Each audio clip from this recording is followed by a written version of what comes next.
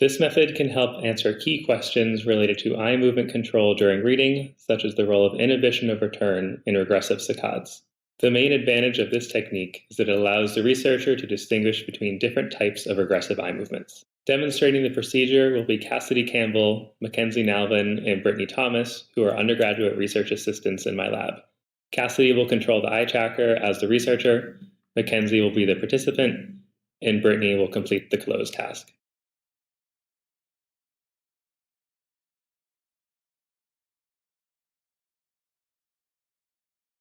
Begin by preparing the experimental stimuli for ocular motor corrective regressions.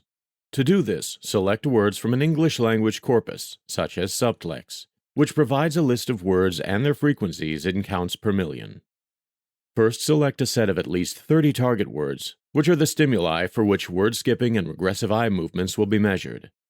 To facilitate skipping, select 3-letter content words with frequencies lower than 30 counts per million. Also select pre-target words that the reader is likely to fixate before skipping or fixating the target word. These should be high frequency, with at least 30 counts per million, and have 5 to 7 letters. Next, select the post-target words that the reader is likely to fixate on after skipping or fixating the target word. Select high-frequency prepositions with at least 4 letters. Now, using the words selected in the previous steps, create sentence contexts in which these 3 words will be embedded. Place all word stimuli in the middle of the sentence. An example sentence is seen here. In this sentence, green is the pre-target word.